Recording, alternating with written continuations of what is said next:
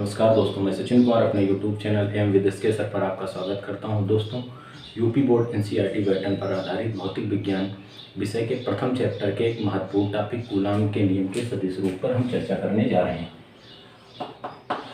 इससे पिछले वीडियो में हम लोगों ने पढ़ा था कूलाम का नियम, तो वहाँ पर हमने कूलाम नियम का अदिश रूप पढ़ा था। कूलाम नियम के अदिश रूप का जो प्रयोग होता है दो स्थिर बिंदु आवेशों के बीच वैद्युत बल ज्ञात करने के लिए किया जाता है। कूलाम नियम के अदिश रूप की सहायता से हम केवल दो स्थिर आवेशों के बीच बल निकाल सकते हैं। इसकी सहायता से जो है दिशा नहीं ज्ञात कर सकते हैं। चूँकि बल एक सदिश राशि है, इसलिए कूलाम नियम के सदिश रूप का जो प्रयोग होता है वो बल तथा दिशा दोनों ज्ञात करने के लिए किया जाता है। हमने इसमें माना, इसके लिए हम मानते हैं, पहले हम दर्शाते हैं, ये हमारा x अक्ष हो गया और ये हमारा y अक्ष हो गया। ठीक, ये हमारा मूल बिंदु हो गया। हमने माना कि दो हमारे बिंदु आवेश हैं, एक आवेश हमारा Q1 है और एक आवेश हमारा Q2 है। ये दोनों जो आवेश हैं एक बिंदु A पर है और एक बिंदु B पर है, जिनका मूल बिंदु A के सापेक्ष, मूल बिंदु A से O के सापेक्ष A का स्थिर सदिश वेक्टर R1 है और जो B है, Q2 है, जो बिंदु B पर है, इसका मूल बिंदु के सापेक्ष जो स्थिर सदिश है वो कितना है, R2 है। इस दोनों को आपस में मिला दिया। ठीक, यहां से हमने माना कि जो OA है, स्थिर सदिश OA बराबर हो गया हमारा R1 के, तथा OB बराबर हो गया हमारा R2 के। OA बराबर R1 हो गया और OB बराबर कितना हो गया, R2, सदिश R2 हो गया। इनको मूल बिंदु से इनकी दूरियों को दर्शाया गया है। अब हम निकाल लें Q1 के सापेक्ष Q2 का स्थिर सदिश, इसलिए Q1 के सापेक्ष Q2 का स्थिर सदिश, Q1 के सापेक्ष Q2 का स्थिर सदिश, इसको हम AB कहेंगे। सदिश AB बराबर हो जाएगा हमारा OB माइनस OA। ये एक हम लोगों ने पढ़ा था पीछे फर्स्ट ईयर की क्लास में, हम लोगों ने पढ़ा था त्रिभुज का सदिश रूप। जैसे इसको माना A, इसको माना B, इसको माना C। तो इसमें हम लोगों ने पढ़ा था, क्या पढ़ा था कि BA प्लस AC सदिश BA प्लस AC बराबर होगा हमारा BC सदिश BC। ये आपका जो पहले का अंतिम वाला ये छूट जाता है, तो सदिश BA प्लस AC बराबर होता है सदिश BC के। तो यहाँ पर भी हम त्रिभुज का रूप लगाते हैं। त्रिभुज का रूप जो है यहाँ से लगाएंगे, त्रिभुज सदिश नियम या त्रिभुजों का सदिश नियम होता है। त्रिभुजों के सदिश नियम से हम लिख सकते हैं AB बराबर AO प्लस का OB। ठीक, यहाँ से इसको लिखने के लिए हम क्या लिखेंगे, AB बराबर सदिश AB बराबर AO प्लस का OB। ठीक, हम लोगों ने पढ़ा था पिछले उसमें कि जो सदिश जैसे AB होता है, इस सदिश AB को हम लिख सकते हैं माइनस लगा के, माइनस BA। सदिश AB बराबर हम लिख सकते हैं माइनस BA।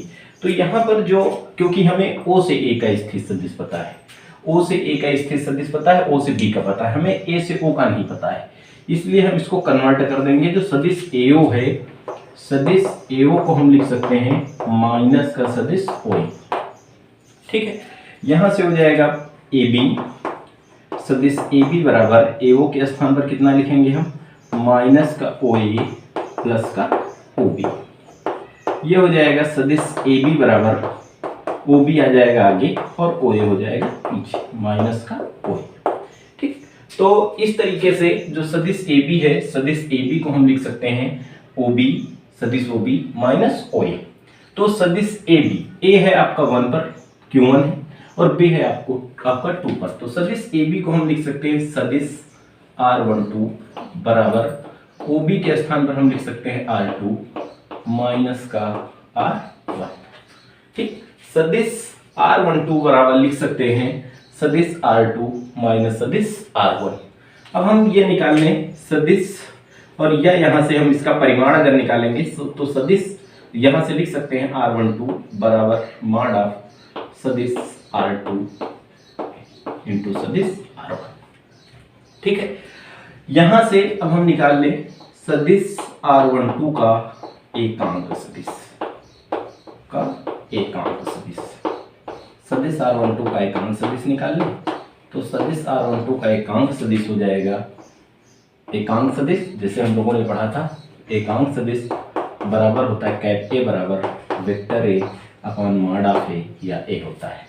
ठीक है, तो यहाँ से सदिश एकांक सदिश R12 बराबर हो जाएगा सदिश R12 अपॉन R12। क्लियर? फिर इसमें हम अब हम निकाल लें यहाँ से, इसलिए Q1 द्वारा आवेश Q1 द्वारा Q2 पर आरोपित बल, आवेश Q1 द्वारा Q2 पर आरोपित बल, आवेश Q1 द्वारा Q2 पर आरोपित बल, इसको हम कहेंगे, देखिए Q1 बल लगा रहा है किस पर, Q2 पर, दूसरे पर लगा रहा है, कौन, Q1, इसलिए इसको हम दर्शाएंगे सदिश F21, क्योंकि 1 बल लगा रहा है किस पर, 2 पर, 2 बल का अनुभव कर रहा है किसके कारण, 1 के कारण, इसलिए इसको हम लिखेंगे F21। सदिश F21 बराबर हम लिख सकते हैं 1/4 पाई एप्सिलॉन नॉट के कूलम नियम से Q1 इंटू Q2 इंटू सदिश AB इंटू यहां से हम लिखेंगे किसके अनुदिश, AB के अनुदिश, इसकी दिशा हो जाएगी इस बल की किसके अनुदिश, A से B के अनुदिश हो जाएगी।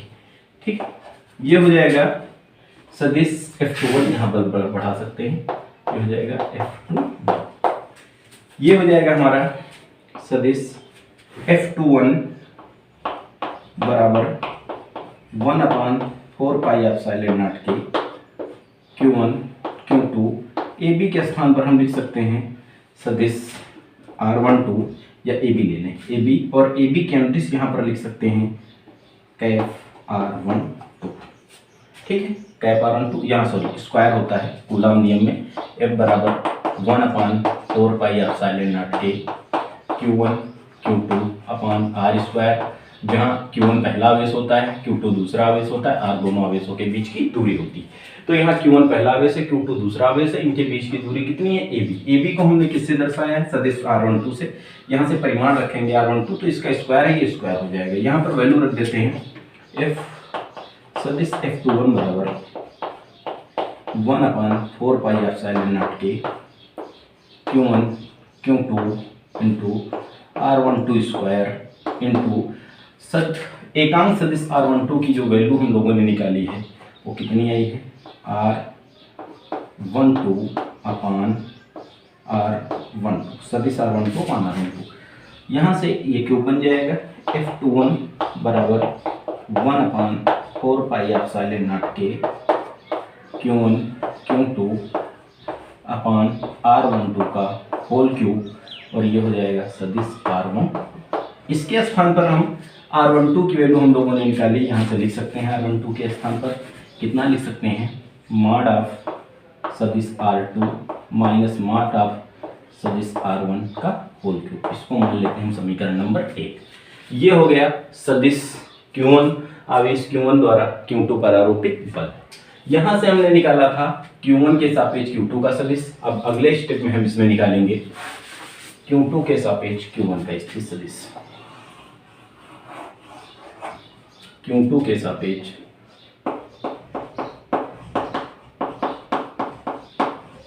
Q2 के सापेक्ष Q1 का स्थिर सदिश, स्थिर सदिश Q2 के सापेक्ष Q1 का स्थिर सदिश निकालेंगे, ये हो जाएगा हमारा वेक्टर BA बराबर, उसी प्रकार जैसे यहाँ पर हमने AB लिखा था तो पहले B लिखा था O के साथ, यहाँ पर हम इसको लिखेंगे OA माइनस OB।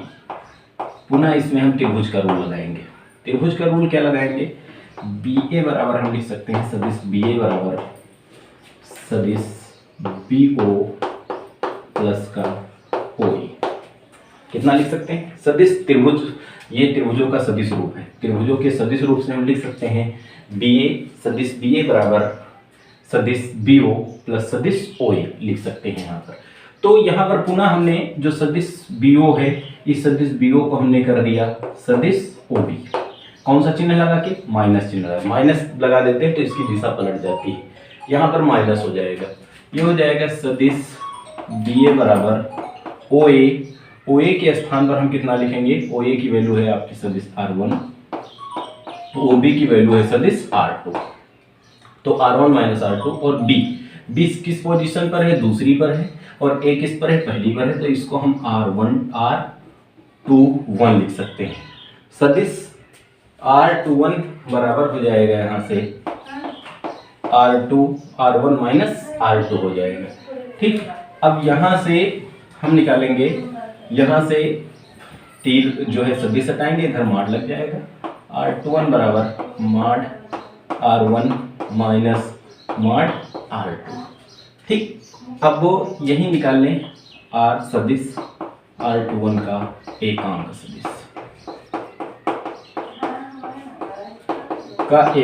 सदिश ये हो जाएगा R21 कैप बराबर R12 अपान R21 अपान R21।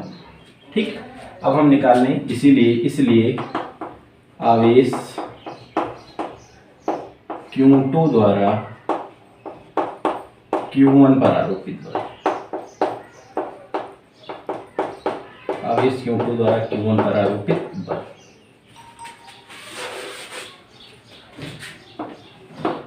इसको हम कहेंगे, अब Q2 लगाएगा बल किस पर? Q1 पर, तो Q1 बल का अनुभव करेगा, तो इसको हम कहेंगे सदिश F12 बराबर 1/4 पाई एप्सिलॉन नॉट के Q1 Q2 R दूरी यहाँ से देखिए 2 है, 2 और यहाँ लिखेंगे सदिश, या यहाँ से लिख सकते हैं बी ए, यहाँ लिख देंगे बी ए के अनुदिश। ठीक है, अब वही पुरानी प्रक्रिया, ये हो जाएगा F12 बराबर 1/4 पाई एप्सिलॉन नॉट के Q1 Q2। अब बी ए सदिश परिमाण है, और बी ए का मान कितना हमने लिखा है? R21। यहाँ से अनुदिश निकालेंगे तो एकांक वेक्टर लेंगे, ये हो जाएगा R21 कैप, कैप को हटाएंगे, ये हो जाएगा F12 बराबर 1/4 पाई एप्सिलॉन नॉट के Q1 Q2 R21। यहाँ से हो जाएगा सदिश R21, ये सॉरी स्क्वायर होता है, फिर भूल गए, स्क्वायर है, स्क्वायर, और ये हो जाएगा R21 स्क्वायर, और ये क्यूब बन जाएगा, हो जाएगा F12 बराबर 1/4 पाई एप्सिलॉन नॉट के Q1 Q2 इंटू R21 का होल क्यूब इंटू सदिश R21। यहाँ से हम इसकी फिर वैल्यू रख दें, वैल्यू रखेंगे तो यहाँ से कितना हो जाएगा? F12 बराबर 1/4 पाई एप्सिलॉन नॉट के Q1 Q2। ठीक, R21 सदिश R21 का मान कितना है? सदिश R1 माइनस सदिश R2 बटे, यहाँ से हो जाएगा, ये परिमाण लिया गया है, और परिमाण mod of R1 minus R2 का होल क्यूब, सदिश R1 माइनस R2 का होल क्यूब। ठीक, यहाँ पर भी हम ये लिख लेते हैं, परिमाण R21 सदिश R12 के स्थान पर कितना लिख सकते हैं? R2 minus R1। ठीक, यहाँ पर ये परिमाण है, यहाँ पर ये सदिश है, परिमाण और दिशा दोनों है इसमें। अब देखा जाए, इसको मान लें हम समीकरण नंबर 2। समीकरण 1 और 2 की तुलना करते हैं। ये हमारा समीकरण नंबर 1 है और ये हमारा समीकरण नंबर 2 है। समीकरण 1 और 2 में देखते हैं तो यहाँ पर दिया गया है सदिश R2 माइनस सदिश R1, ठीक है, और यहाँ पर आपका क्या दिया गया है? सदिश R1 माइनस R2। केवल दोनों में माइनस, अगर हम इसमें माइनस कॉमन ले लें, तो अगर इसमें माइनस कॉमन ले लेंगे, देखिए, क्योंकि जब किसी संख्या का मॉड लगा होता है, यहाँ पर आप कह सकते हो यहाँ भी माइनस आ जाएगा, यहाँ भी आ जाएगा, ऊपर माइनस आएगा, यहाँ भी आएगा, तो ये दोनों आपस में बराबर हो जाएंगे। लेकिन या आप ऐसे कह सकते हो कि इसमें आप माइनस कॉमन लोगे, इसमें आप माइनस कॉमन लोगे, तो माइनस माइनस प्लस हो जाएगा, इसके इक्वल हो जाएगा। लेकिन ऐसा नहीं है, जो मॉड होता है वो मॉड हमेशा धनात्मक वैल्यू देता है। यहाँ पर चाहे संख्या ऋणात्मक हो, लेकिन जब उसका परिमाण निकालोगे तो वो जो हो जाए सदैव धनात्मक संख्या आती है, इसलिए इसका कोई प्रभाव नहीं पड़ेगा। केवल हम बात सदिश R1 माइनस R2 की करेंगे। तो यहाँ पर सदिश R1 है और माइनस R2 है, यहाँ पर सदिश R2 माइनस सदिश R1 है। तो यहाँ से अगर हम माइनस कॉमन ले लेंगे तो ये हो जाएगा R2 माइनस R1। तो अगर यहाँ से हम समीकरण 1 तथा 2 की तुलना करें, 1 तथा 2 की तुलना से स्पष्ट है कि तुलना से क्या स्पष्ट है, तुलना से स्पष्ट है कि जो बल F12 है वो बराबर है माइनस F21 के।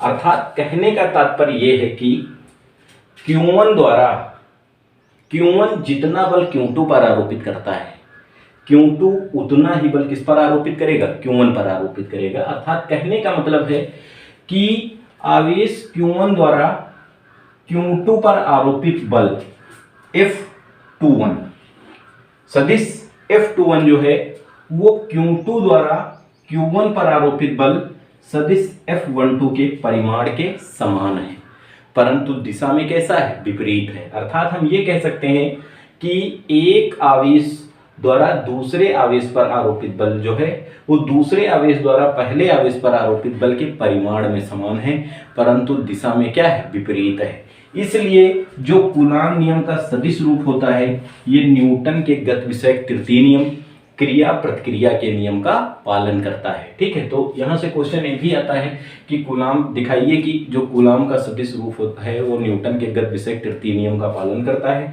तो यहाँ से हमने स्पष्ट कर दिया कि एक आवेश द्वारा दूसरे आवेश पर आरोपित बल दूसरे आवेश द्वारा पहले आवेश पर आरोपित बल के परिमाण के क्या होता है, समान होता है, लेकिन इनकी दिशाएं जो होती हैं वो एक दूसरे के क्या होती हैं, विपरीत होती हैं। यही हमारा कूलाम नियम का सदिश रूप है। अब हम यहाँ से बात करेंगे कूलाम नियम के महत्व की। तो यहाँ पर पहली बात हुई, अगर इससे निष्कर्ष निकला तो इसका निष्कर्ष यह सबसे पहला निष्कर्ष निकला कि जो दोनों आवेश होते हैं वो एक दूसरे पर परिमाण में समान परंतु दिशाओं में विपरीत बल आरोपित करते हैं। जो दोनों आवेश होते हैं वो एक दूसरे पर परिमाण में समान परंतु दिशाओं में विपरीत बल आरोपित करते हैं। तथा दूसरी बात बताई गई कि दो स्थिर बिंदु आवेशों के बीच कार्यरत जो बल होता है वह केंद्रीय बल होता है। ठीक है, अर्थात दोनों आवेशों के मध्य जो कार्यरत बल होता है वो केंद्रीय बल होता है। अर्थात इसकी जो दिशा होती है दोनों आवेशों को मिलाने वाली रेखा के अनुदिश होती है। ठीक, इसका दूसरा पॉइंट बताया गया कि दो स्थिर आवेशों के मध्य कार्य करने वाला जो वैद्युत बल होता है वो केंद्रीय बल होता है और इसकी जो दिशा होती है दोनों आवेशों को मिलाने वाली रेखा के अनुदिश होती है। बात समझ में आई? ठीक है, यहाँ से जो हमने माड वाली बात कही थी कि कहा था कि ये जैसे माड है, जैसे हमने लिख लिया -2 माड ऑफ -2।